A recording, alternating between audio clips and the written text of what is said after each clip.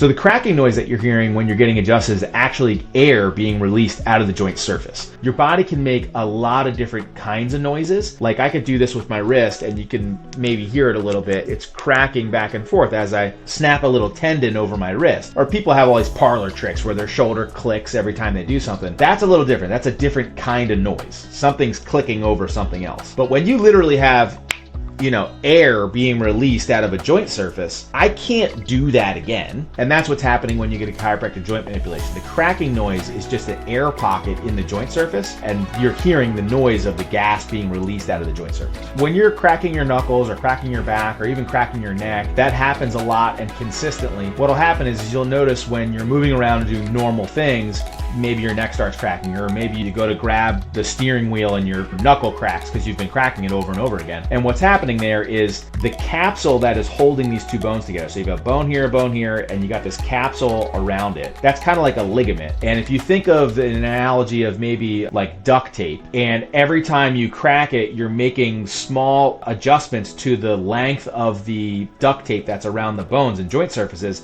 It gets a little longer, it gets a little looser, you're stretching it out, and your tissues start to change as you continue to do that. Sometimes that can be a good thing. Sometimes that's what you want, and you want it to get looser and easier to change these gas transfers. And as the gas builds up, the capsule is actually loose enough to allow that transfer, and when you just move around, you get it to crack. That's not necessarily a bad thing. Sometimes it's actually a good thing. If you do it too much, you can create what's called hypermobility, and the joint can become unstable, so you don't want to overdo it. You should certainly have a professional decide on when it's appropriate and when it's not appropriate. But as you get adjusted, you'll notice that just moving around doing normal things, you may start to get certain joints to crack more often, which can sometimes be a good thing under professional supervision. Continuing to crack your knuckles to make the assumption that it's going to turn into arthritis, it doesn't really have a lot of evidence to support that claim. I wouldn't necessarily encourage somebody to recklessly be giving themselves joint manipulations in their fingers constantly. That's not really an appropriate medical thing that you should be doing for your joint surfaces, and you could cause some damage if you're just recklessly putting force into your knuckles and cracking them and doing joint manipulations when you really don't know what you're doing. For the most part, when people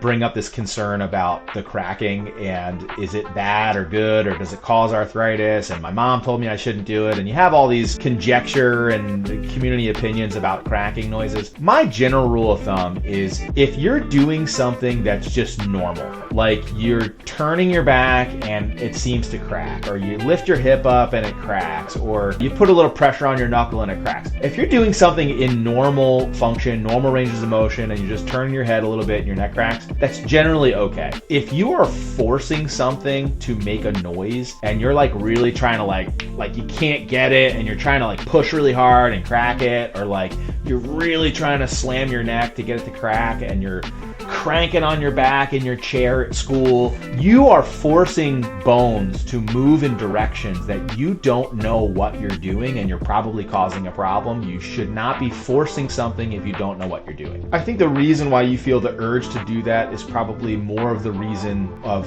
why you need to stop doing that. Like if you're building up gas pressure in your knuckles all the time and you feel the urge to need to crack them all the time, maybe something's going on and you should have a professional take a look at it and say like, oh yeah, well the reason why you're developing pressure in your joints all the time and you feel the need to crack it is because you have this problem going on, and if we solve that, you won't feel that urge anymore. So, maybe there's something going on there, maybe not. Otherwise, you could just create a bad habit and, you're doing something as like a tick and, people bite their nails or stuff like that. You don't have a medical problem, you're just biting your nails. You're just cracking your knuckles because you're bored and you're just developing a habit of doing that. Try not to do that. To break that habit, it's going to be really hard. It's going to take a lot of discipline. You could end up causing a problem if you're just over cracking your knuckles all the time. That's not a healthy thing to do. Chiropractic care in the case of somebody who has repetitive motion injuries, like let's say they have like a bad shoulder that just continues to go out on them, or it dislocates or whatever, or they've rolled their ankles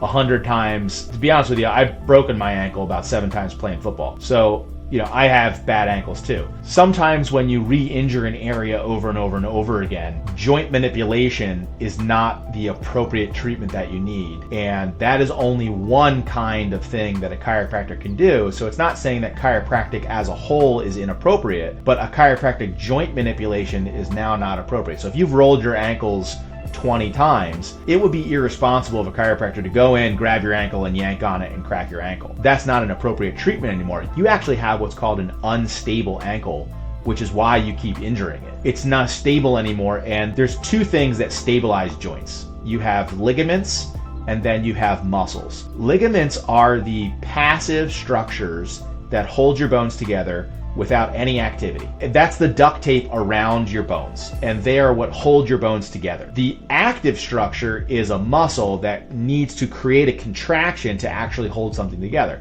That's an active structure, not a passive structure. So it's less like duct tape. It actually requires some sort of force and pull to hold something together. So the ligament, which is the duct tape, when you chronically injure something and you've rolled your ankle 10 times, that duct tape is not duct tape anymore.